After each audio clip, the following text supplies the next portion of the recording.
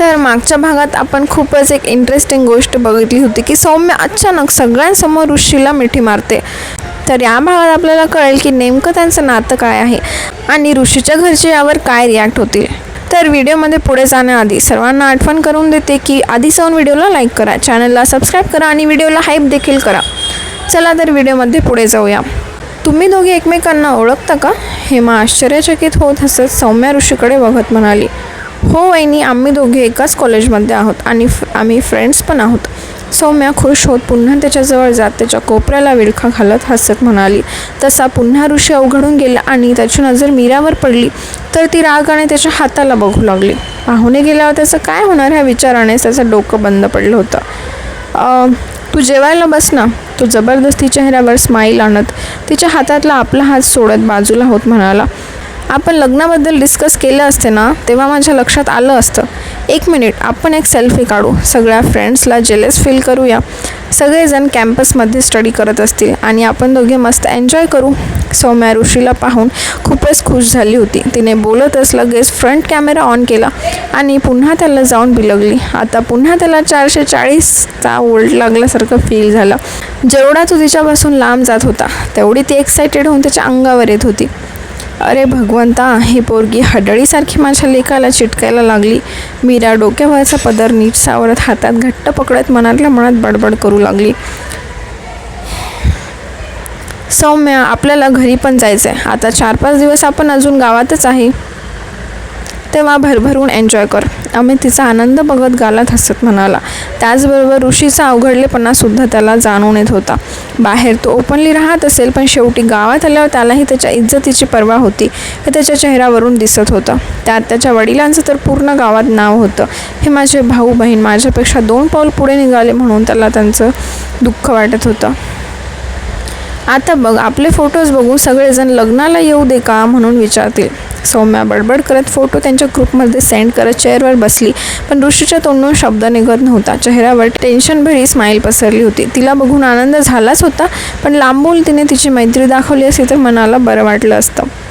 सगळ्यांची जेवणं शांतपणे चालू होती. अमितच्या मनात खूप होतं की विचारावं पण इथलं वातावरण बघून त्याने विचार सोडून दिला.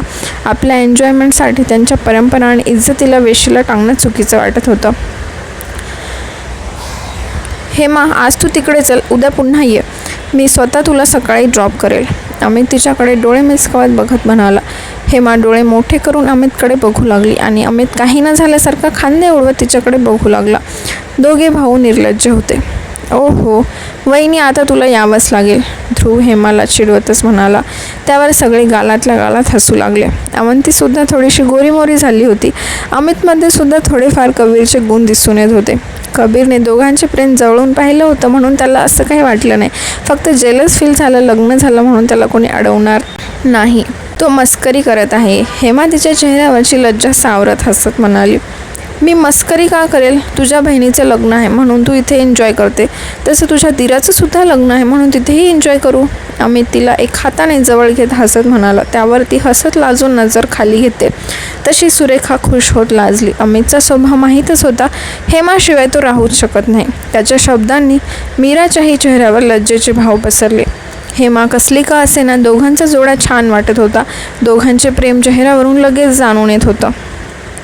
अगं अमित बरोबर आहे, आता त्याच्यासोबत जा, उद्या सकाळी तो स्वतः तुला सोडवायला येईल ना. त्याच्या बोलण्याने सुरेखाची जरा मानस ताठ झाली होती. आता तर मम्मीसुद्धा तयार झाली आहे. सौम्या पण आहे, तिलासुद्धा तुझी गरज आहे. ठीक आहे मामी, मी उद्या सकाळी येईल. हेमा हसत मीराकडे बघत म्हणाली. हां, इथली काय बी काळजी करू नको, सासरी पण लक्ष ठेवावे लागतं. मीरा मायेने हसत म्हणाली. शेवटी तिला जास्त करून सासरच्याकडच्या लोकांची सवय होती आणि सगळेच सासरकडचे लोक वाड्यात एन्जॉय करत असतील. इथे काय म्हाताऱ्या बाया मुली इकडच्या तिकडच्या गप्पा मारण्यातच दिवस घालवत होत्या म्हणून कधी तिचं आणि अवंतीचं पटलं नव्हतं. सगळे जायला निघाले. तसं जाताना कबीरने एक नजर आपल्या अबोलीला मन भरून बघितलं आणि सगळेजण पुन्हा त्यांच्या घरी निघाले. सगळ्यांची जेवण उरकायला 12 वाजत आले होते. हळूहळू सगळा वाडा शांत झाला. सगळे आता झोपेच्या अधीन गेले होते. अवंती आणि मंजिरीने वरची रूम पकडलीच होती, त्यामुळे दोघींच्या गप्पा किती वेळ तरी चालूच होत्या. मंजिरी खोदून खोदून विचारत तिला चिडवत होती आणि तिला अजून चूर झाली होती. लग्न होईपर्यंत आता अवंतीच्या डोळ्याला झोप नसणार हे मात्र नक्की. डोळे बंद केले की साहेब डोळ्यांसमोर येत होते, त्यामुळेच बेचैनी वाढत होती. पहाटेच सगळ्यांची लगबग चालू झाली. अवंतीला सुहासिनींनी अंघोळ घातली. कालसारखं आजसुद्धा ती आवरून बसली होती. 5 दिवस पाहुणे असल्यामुळे तिला साडीच नेसावी लागणार होती. पण तिला ही साडी नेसायला आवडतच होती, म्हणून ती आवडीने साडी नेसत होती. सकाळ सकाळी त्याचा गुड मॉर्निंगचा मेसेज आला होता. तसं तिने गुड मॉर्निंग लिहून सेंड केलंच की तिने हळूच आपला उलटा हात चेहऱ्यावर ठेवून सेल्फी काढली आणि तो फोटो त्याला पाठवून दिला. तिच्या हातावरची गडद झालेली मेहंदी त्याला दाखवायची होती. त्याचं प्रेम किती आहे हे जणू तिने त्या फोटोद्वारे त्याला पाठवून दिलं होतं. गुड मॉर्निंग वाचून त्याच्या गालावर छोटीशी स्माईल पसरलीच होतीच की पुन्हा पिक्चर आल्यासारखा वाटला. तसं त्याने डाउनलोड केला आणि तिचा फोटो बघून असायची मॉर्निंग चांगली स्पेशल झाली होती. चेहऱ्यावर इयर टू इयर स्माईल पसरली होती. अवंतीने घाबरून पटकन मोबाईलचं नेट बंद केलं. पुढचा त्याचा रिप्लाय वाचायला सुद्धा भीती वाटत होती. लाजून चेहरा तिचा लालेलाल झाला होता. लग्नाच्या आधीचे 2-3 दिवस दोघेजण भरभरून जगत होते. ती आवरून खाली किचनमध्ये आली. मीरा चहा ठेवतच होती की तिची नजर तिच्या लेकीवर पडली. अवंतीच्या चेहऱ्यावरचं तेज बघून डोळ्यात आनंद अश्रू जमा होऊ लागले. तिला तर लग्नाच्या वेळी काहीच कळत नव्हतं. कधी लग्न झालं, कधी मुलं झाली हेच कळलं नाही. आपण काय आयुष्य जगलो हेच कळले नाही. हळूहळू बाहेरच्या जगातल्या गोष्टी कानावर पडायला लागल्या. तेव्हा कुठे प्रेम भावना ह्या गोष्टी लक्षात येऊ लागल्या, पण काय त्या कधी अनुभवल्याच नाही. फक्त किचन तिचा जीवनसाथी बनला होता. घरातल्या आणि आलेल्या पाहुण्यांना फक्त खाऊ पिऊ घालून तृप्त करणं यातच आनंद. दुसरा आनंद म्हणजे काय हे कळलंच नाही. आई मेहंदी बघ, अवंती एक्सायटेड होऊन दोन्ही हात दाखवत म्हणाली. तसं मीरा अजूनच भारावलेल्या नजरेने आपल्या लेकीची दोन्ही हातावरची मेहंदी बघू लागली. गडद चॉकलेटी कलर आला होता. अशीच खुश राहा, मीरा तिच्या चेहऱ्यावरून हात फिरवत गालाची पप्पी घेत म्हणाली. बघू मला पण. ऋषी मागच्या अंगणातून किचनमध्ये येतच होता. त्याच्या कानावर दोघींचं बोलणं ऐकू गेलं. तसं तो एक्सायटेड होऊन अवंतीचा हात आपल्या हातात घेत बघू लागला. वा, तुझ्या मेहंदीवरून कळत आहे भाऊजींचं किती प्रेम आहे तुझ्यावर. पण मला हे कळत नाही आहे, तुझ्यासारखी चिडकी खडूस मुलगी त्यांना आवडलीच कसं काय? ऋषी नाटकी विचार करत म्हणाला. ऋषा शांत बस, जास्त तोंड चालू नको. अवंतीमधली लगेच दुर्गेश्वरी जागी झाली ना. ती पुढे काय बोलणार की त्याच्या पाठीत एक जोरात धपाटा पडला. अरे ये माकडा, तिचं सोड रे. तू बाहेर जाऊन काय काय दिवे लावून येतो, कळायला लागलं. मित्र करायला तुला मुलं भेटली नाही, मुलींची मैत्री करत फिरतो, लाज वाटत नाही?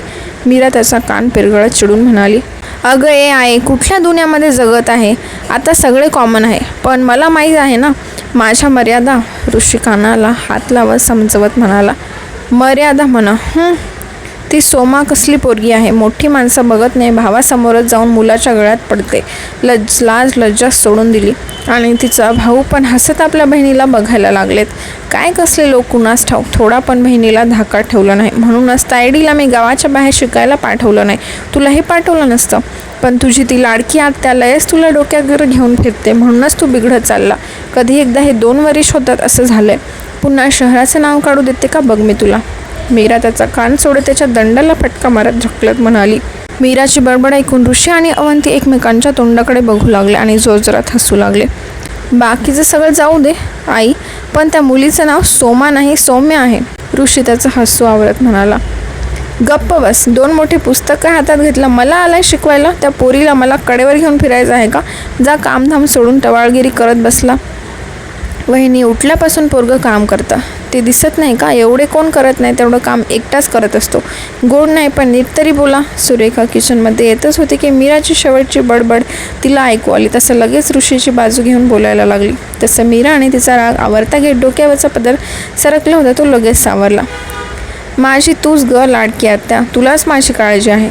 ऋषी सुरेखाच्या खांद्यावर हात टाकत जवळ घेत मीराला चिडवत म्हणाला. अगं माझं बाळ, असं लाडाने बोललं की मुलंसुद्धा आपल्याला जीव लावतात. सुरेखा लगेच खुश होत त्याच्या गालावरून हात फिरवत म्हणाली. तसं अवंतीने हसून मनातल्या मनात सुस्कारा सोडला. एक क्षण ऋषीचा हेवा वाटला. कधी सुरेखाने तिला जीव लावणं तर सोड, तिच्या बोलण्यात कधी माया जाणवलीच नाही. मीरा हसत रागाने खाऊकी गिळून नजरेने ऋषीला बघू लागली. पुन्हा हातात ये, मग तुला दाखवते, असे काय तिच्या चेहऱ्यावरचे एक्सप्रेशन्स होते. सुरेखाचा फोन वाजला म्हणून ती कॉल रिसीव्ह करत बाहेर निघून गेली. तायडी जरा चुलीतलं लाकूड आणून दे गं, ह्याची जरा शिंग फुटली, लयच आत्ता चालू आहे. आत्ता ती ड्युटी मला शिकवणार पोरांना कसं सांभाळायचं. मीरा डोक्यावरचा पदर बाजूला घेत कमरेला खोचत ऋषीवर नजर रोखत म्हणाली, ए आई, वेडबीड लागलं का? मी मस्करी करत होतो. ऋषी हसत तिला लाडीगोडी लावत घट्ट मिठीत घेत म्हणाला, मीराचा काय भरोसा नव्हता. राग आला की जळतं लाकूड फेकून मारायला सुद्धा कमी करणार नव्हती. अवंती मन भरून आईला आणि तिच्या भावाला बघू लागली. डोळे अगदीच तुडुंब भरले होते. आपल्या मागे आपल्या आईवडिलांची काळजी घेणारा भाऊ समोर दिसत होता. काहीही झालं तरी तो आपल्या आईवडिलांना सोडणार नाही. जाऊन तुझ्या आत्याच्या घरी राहा. इथं कशाला तुझं तोंड दाखवायला येतो? जा. मीरा त्याच्या मुठीतून सुटून रागाने चिडत म्हणाले, आई, मी तर माझ्या आईच्या जवळच राहणार ना. डेंजर आहे. तुला सोडून कसा राहू शकतो? ऋषी हसत मीराला चिडवत म्हणाला.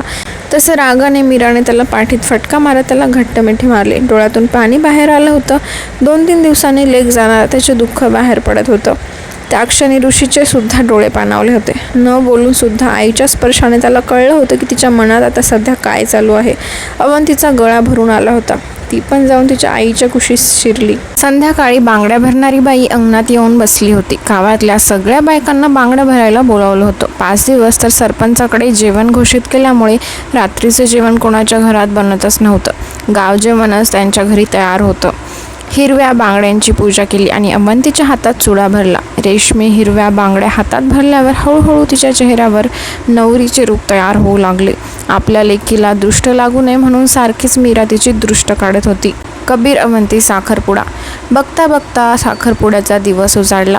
सकाळीच हलका पावसाचा सडा मारून पूर्ण जमीन कबीर आणि अवंतीच्या प्रेमासाठी भिजून गेली होती. दुपारी 12-12:30चा साखरपुड्याचा मुहूर्त होता म्हणून सगळ्यांची फक्त लगबग चालू होती. पहाटे उठून सुद्धा कधी 10 वाजले कळलेच नाही, इतका सगळ्यांचा गोंधळ उडाला होता. पहिल्यांदाच अवंती एवढा प्रोफेशनल मेकअप करत होती म्हणून थोडीशी गोंधळली होती. चेहऱ्यावर घाबरलेले एक्सप्रेशन्स पसरलेले होते. एक जण तिची हेअरस्टाईल, तर एक जण तिच्या चेहऱ्यावर मेकअप, तर एक जण तिच्या साडीला आयर्न करत होते. 2 मुली अजून मदतीला आले होते. ते सामान हातात देण्याचं काम करत होते. सगळ्यांना बघून तिच्या मनाची धडधड वाढली होती. सकाळपासून तिने मोबाईलसुद्धा बघितला नव्हता. त्याचा एकदा कॉल येऊन गेला होता, ते सुद्धा तिला उचलता आला नव्हता. सकाळपासून तिला कोणी एकटं सोडलंच नव्हतं. सगळ्या पाहुण्यांना घेऊन बळवंतराव आणि मीरा हॉलमध्ये पोहोचले. थोड्या वेळातच मुलाकडचे येणार होते. त्यांच्या स्वागतासाठी मुलीकडच्यांना थांबावं लागणारच होतं. मंजिरी आणि हेमा तिच्यासाठी थांबले होते. तिचं आवरून झालं का बघायला हेमा रूममध्ये आली आणि अवंतीचं उजळलेलं रूप हेमा बघतच राहिली. अवंतीने मोरपंखी रंगाची लाल काठ असलेली सिल्कची साडी नेसली होती. त्यावर एका साईडने लाल रंगाचा नेटचा दुपट्टा शेल्यासारखा ओढला होता. केसांची समोरून हेअरस्टाईल करत मागे कर्ल केले होते. पिंक मोरिश कलरच्या आयशॅडो, आयलायनर, काजळ, काळेभोर डोळे अजूनच सुंदर दिसून येत होते. ओठांना चेरी कलरची लिपस्टिक, हाय HD मेकअप, मोरपंखी कलरची टिकली, डोक्यावर नाजूकशी बिंदी, नाकात नथ, हातात हिरवा चुडा आणि त्या हिरव्या चुडाआड लपलेली तिची मेहंदी अजूनच रंगत चालली होती. कुंदन डायमंड वर्क असलेला नेकलेस तिच्या लुकला एक रॉयल टच देऊन गेला होता. ब्युटिशियनने इतकं सुंदर तिला आवरलं होतं की तिच्या व्यक्तिमत्वाला एक रॉयल टच येऊन गेला होता. हेमाला सुद्धा तिच्या सौंदर्याचा हेवा वाटला. हेमा पण दिसायला सुंदरच होती, पण आता तिच्या आणि अवंतीच्या वयात फरक तिला आत्ता जाणवला. ती एक नाजूक कळी नुकतीच फुलली होती, त्यामुळे तिचं तारुण्य टवटवीत फुलासारखं बहरून निघालं होतं. तर हा भाग इथेच संपवूया. तुम्हाला हा भाग कसा वाटला नक्की कमेंट करून सांगा आणि पुढचा भाग बघण्यासाठी चॅनलला नक्कीच सबस्क्राईब करा.